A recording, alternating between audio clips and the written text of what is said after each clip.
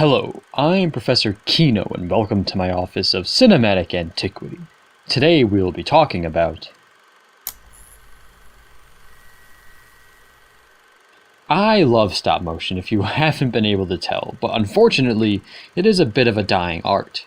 Animated features today have become cheaper and easier to make thanks to the distance that computer-generated animation has come. Stop motion is just more time-consuming, oftentimes more expensive, and arguably much more difficult. So to many studios, it just doesn't seem to be worth the trouble. However, that's why I appreciate Leica Studios and its founder Travis Knight, who has now gone on to do bigger things such as last year's Bumblebee film.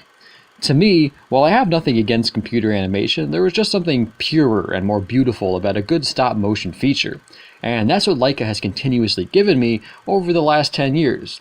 From its debut film Coraline to its follow-ups Paranorman, Box Trolls, and Kubo and the Two Strings, Leica has maintained a consistent quality to their films that has earned the studio a solid reputation and countless awards and nominations for every single one of their endeavors. And not only that, they have made films that have become some of my favorite and most memorable of the past decade.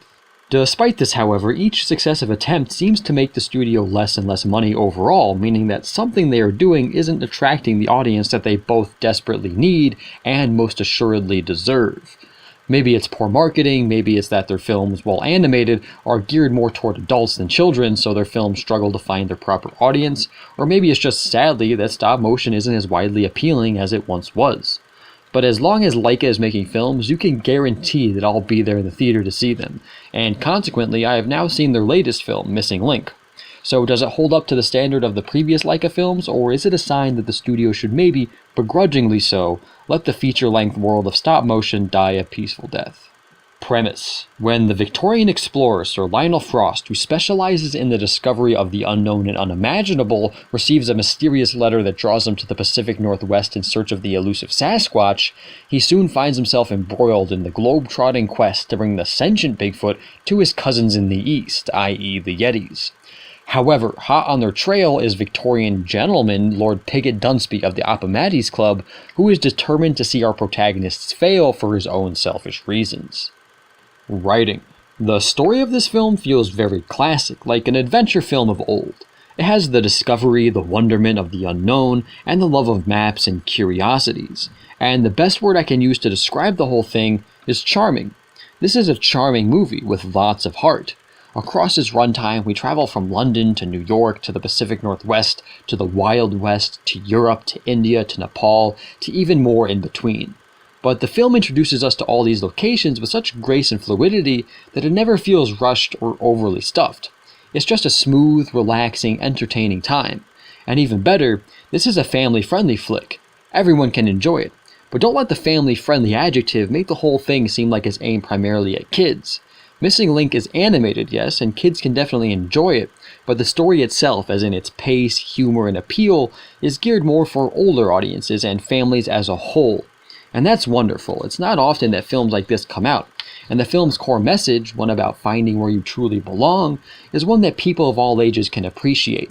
And the combination of this message and the film's overall charming appeal make it an enjoyable and satisfying ride.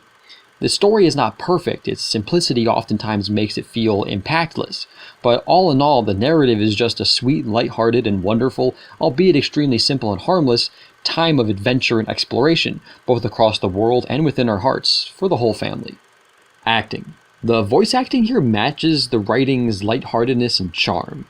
Everyone's voice seems perfect for their character. Hugh Jackman as Sir Lionel Frost is charismatic and proper, and he delivers a performance akin of a classic Victorian adventurer. He's great.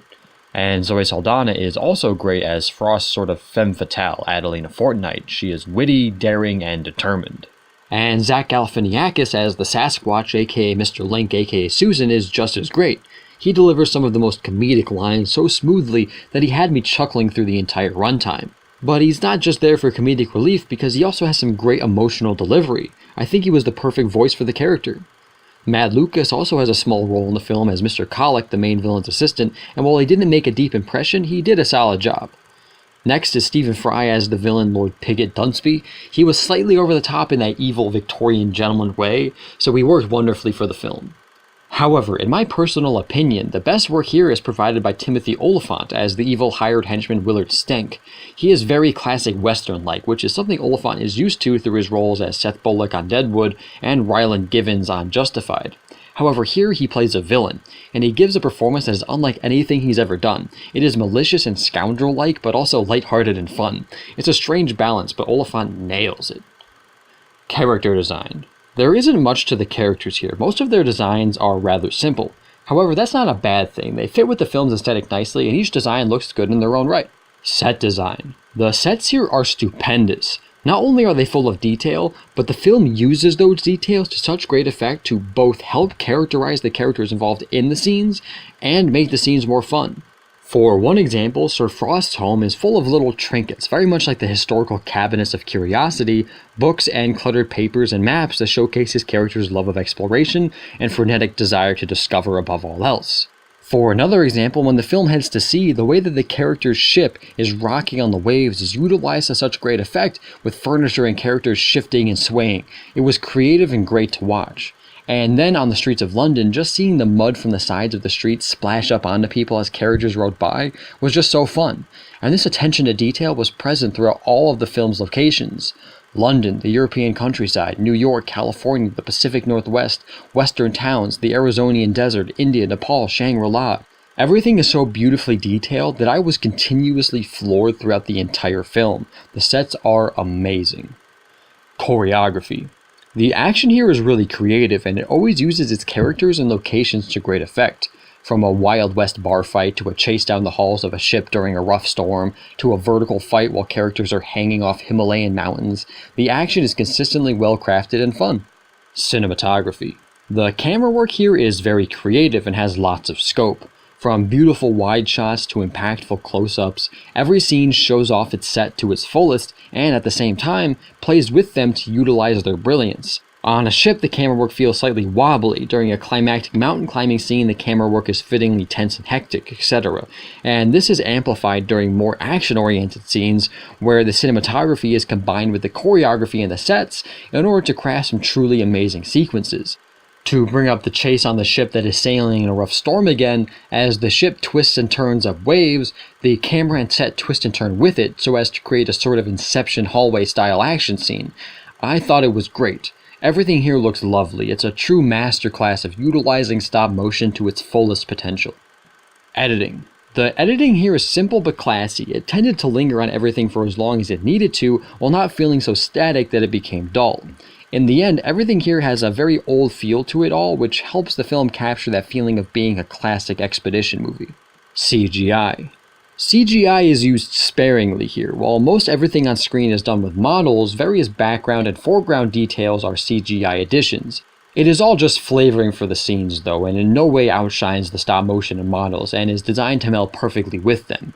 In fact, while I was certain that CGI was used when I was watching the film, I wasn't sure where or how much. It wasn't until the credits, when some of the film's behind the scenes production is shown, that I became certain, and that is just a testament to the quality of the CGI here. It's marvelous. Music. The music by Carter Burwell is lighthearted and fun. It isn't super original, but it captures the feel of each scene set nicely, whether it be a Western one, a Himalayan one, or a European one, and oftentimes ends up sounding like a mix of a Victorian period piece and a classic adventure film. It was nice.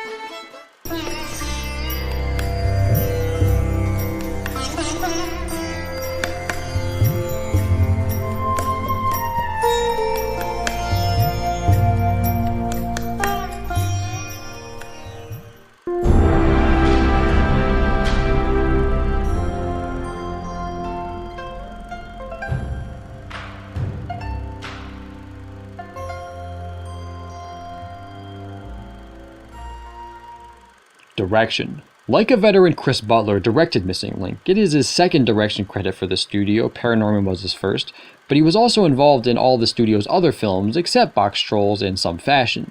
He has a wonderful eye for the stop-motion craft and an obvious love for classic family-friendly adventure films. Everything about Missing Link goes down easy, and it is nigh perfect on a technical standpoint. In the end, the only thing holding this film back from being stupendous is the fact that his story is just simple. Consequently, it doesn't have a huge impact, but that isn't a huge negative because the story is good, enjoyable and heartfelt with a nice message at its core. However, if Missing Link just took a slightly bigger narrative risk, it would have been perfect. But that is more of a nitpick than anything. Overall, Butler did an amazing job with this film. It is just a beautiful time through and through. My enjoyment. I had a marvelous time with Missing Link. It had me chuckling throughout its entire runtime, and its pure charm put a smile on my face that lasted until the end of the credits. This is, in my honest opinion, a stellar animated film, and it will be a wonderful addition to my Leica Studios collection when it comes out on disc. Recommendations. For everyone looking for a charming, family-friendly time, this is a great choice. Similarly, anyone who loves seeing a perfectly crafted film on a technical level and appreciates the beauty of the craft, this film is a stellar candidate. However, for anyone looking for a groundbreaking time narratively, probably won't find much here to enjoy. Its story is definitely passable, but it may be a little too simple and may not take enough risks for some. But overall, I believe that Missing Link should still be, at the very least, an enjoyable time for anyone who gives it the time of day, and I hope more people do, because so far it hasn't made much money, and that's unfortunate. So I implore everyone who wants to see stop-motion feature-length films continue in the future, please support Missing Link and Leica by checking it out. Thanks for watching, I hope you liked it. If you did, leave a like. If you want to add anything, feel free to leave a comment. If you want to see more, please subscribe. I am Professor Kino, and I look forward to our next discussion.